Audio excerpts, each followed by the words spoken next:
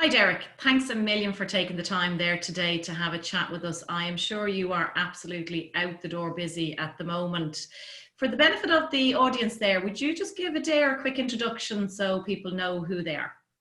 Yeah, great. Thanks, Stephanie. Thanks for having us on. Look, working from our home office, like many people, I think at the moment, I'm Derek McKay, I'm the director with Adair Human Resource Management. So our job has always been is supporting organisations in the whole arena of HR and employment law. And as you rightly say, it is a busy period due to the sheer volume of change and questions going on at the moment. Yes. There's been a lot of disruption, obviously, over the last couple of months, without stating the obvious there. But we are coming to a slight change now, and there's a term flying around about returning to work after these temporary closures and disruption. What does that mean for employers, employees, really? Yeah, it's quite a broad, challenging question, I suppose, to answer concisely. But I suppose I'll hit upon hopefully a few of the main points that I think businesses have been affected in different ways. Some have had to close, which we've seen through requirements of government. Others have, I suppose, changed how they're working or changed their working practices. But the real push from government is about trying to get businesses back open through this phased approach. And over the last couple of weeks, they've released a return to work protocol, which is a requirement for employers to follow.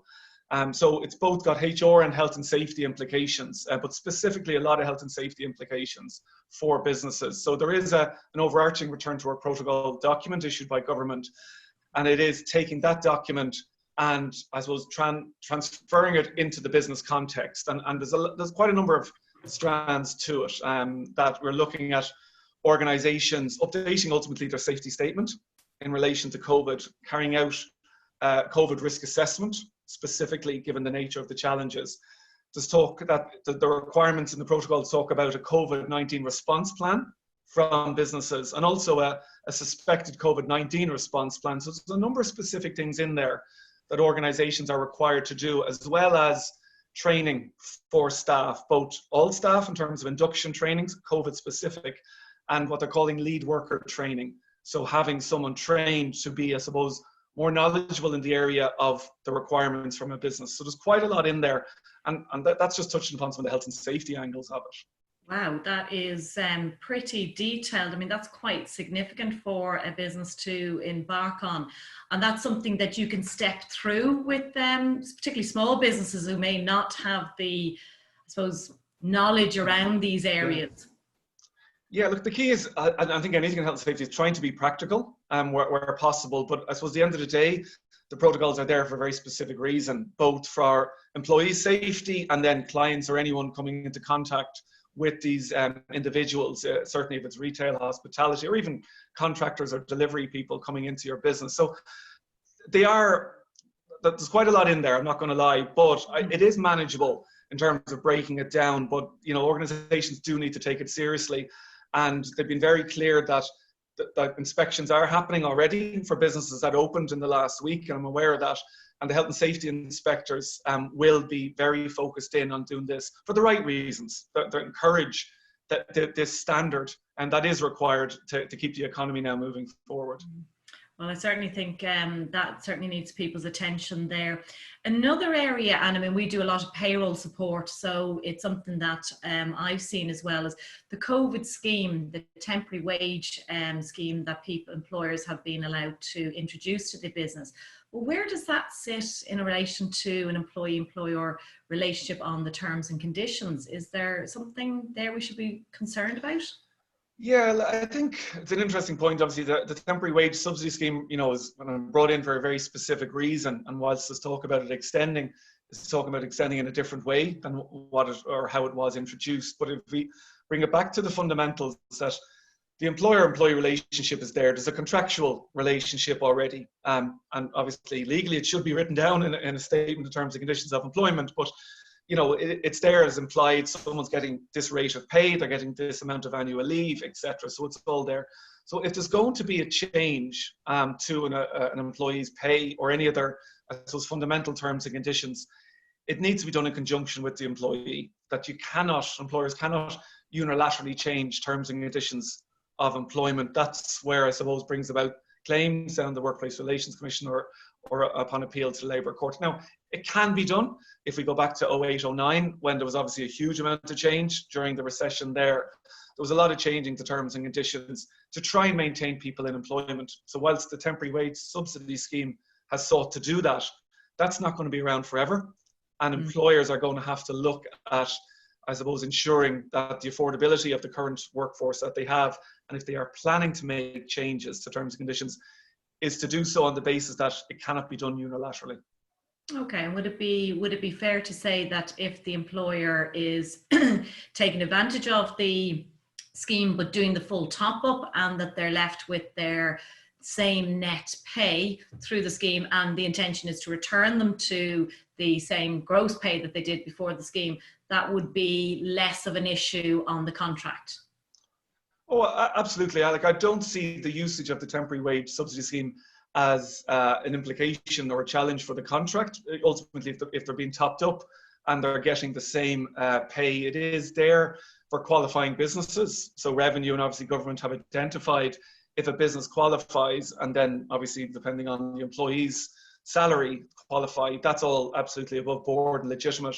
It's thereafter that or when the scheme stops, if the employer is no longer in a position to maintain that, the original, if we call it that, gross pay, what was there in February, that's when discussions need to be had with employees about what that change would be, and our employees signing up to that change on either a temporary or a permanent basis. Well, I think that's a quite serious advice there, and that probably leads me into my next question or query is, obviously, if the employer finds himself not in a position to be able to keep the full workforce, I'm sure words of redundancy has been bandied around. Are we taking the same light as what you've explained there, that it has to be considered correctly? Look, redundancy absolutely is a challenge in terms of the process around it. We've seen that there is absolutely a lot of legitimate business cases to reduce headcount within the workforce. Now, redundancy should be a last resort. Ultimately, it is a dismissal at the end of the day. Now, can be considered a fair dismissal if done correctly. Organizations should always understand what their business case is. Is it because they have less requirements because of the COVID challenges or the economic challenges, and they've only got 50% of the business that they would have had in January or February, and legitimately they have too many staff to service that level of business. So there can be legitimate business cases. So we'd always start with the business case for change. And then it's critical that employers consult with employees, that they go into an engagement process with employees, explaining the challenge, explaining the consequences, that there may well be redundancies at the end of this consultation process, but literally engage with employees as to try to prevent those redundancies happening. And things, as we just mentioned there, Stephanie, about pay cuts, that there might be able to achieve other cost savings in an agreed manner that would keep people in employment. We've seen people saying taking sabbaticals or parental leave, a variety of different things to reduce the payroll bill. But if redundancies is where this potentially ends up, and look, going off the discussions we've been having, the plans we're seeing with a lot of different organisations across sectors across the country, I do unfortunately think it is inevitable when it's been talked about 15% unemployment rates by the end of the year.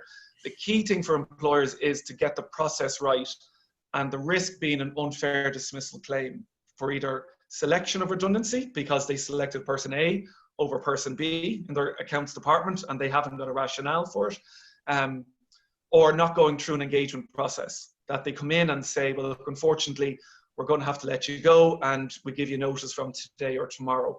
That isn't a process that will stand up to test within the Workplace Relations Commission, and that's where unfair dismissal claims come about.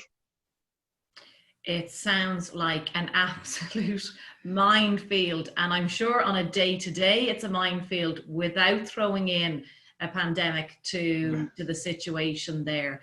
But so, really what I'm picking up there from you is the importance of the engagement between employer and employee, and actually more importantly for the employer to understand what is correct procedure.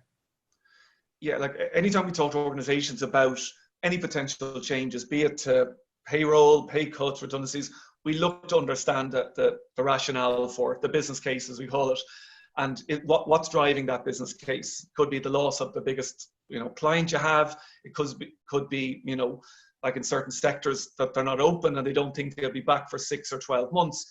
So you spend time on articulating the business case and ensuring the numbers stack up. So the credibility of the numbers from a financial perspective. And it's that stage then you look to see is, we sometimes call it, if you had your organization chart in an as-is format, you're changing it into a potential to be. What is the new organization structure potentially going to look like with the level of business we think we're going to have? And then what is the resourcing difference between the two? The pre-planning is absolutely crucial. And you get that right, that really does allow for meaningful engagement. And I think a bit of credibility with employees, that you haven't rushed into a process without, I suppose, scenarioing to try and retain as many good people as possible. Because I think we forget, and hopefully we don't forget, that like January, February, part of the biggest challenges for businesses were retention and recruitment and resourcing. We were at full employment and pay was going up, benefits were going up. And unfortunately, very quickly, we've had to turn. So it's not, the process is going to be key for organizations trying to retain the people they spend a lot of time bringing in and training up. But I appreciate that isn't always going to be possible because of the market or economic challenges. I think actually a very interesting side point that comes out of that conversation, though, is it probably is something that if an employer is find themselves in a slightly desperate situation, that they make these decisions. But actually, I suppose what you're doing with the company is challenging them to make sure that the numbers stack up, not just the employment numbers, but actually the financial numbers. Have they really assessed that actually close enough? And you're right, because you can let people go. They may not be the right people to let go. It could just be a phase that we can ride out for a while. Yeah. I think it's something, though, Derek, that as I said, the biggest advice is that people are engaging with what is the correct procedure. I could sit here probably and talk all afternoon about the rights and wrongs and what we should and shouldn't do, but would it be okay? Maybe it might hook up again, and as things progress through this scheme and through the stage of returning to work, and can people contact you directly there? Yeah, look, absolutely. What we're seeing is there's been so much change in the 2 months between temporary wage subsidy scheme. There's been interim changes to legislation around redundancies. They're all going to change again. And then we have the return to work protocols in the last couple of weeks. That's going to change again as things change in the market. So absolutely, look, I think every time we come on a call like this, there's actually something new that wasn't there even a week ago. So I think happily to jump on a number of these calls and hopefully share them out. And look, our contact details at adarehrm.ie. If people want to, or LinkedIn with me directly. And even if they want to steer on something, just pick up the phone. Happy to always give someone a steer and direction to prevent them going down a path that they're not going to be able to pull back from. So yeah, happy to share out my details. Listen, that's brilliant, Derek. I look forward to catching up again. Thanks very much. Great. Thanks, Stephanie.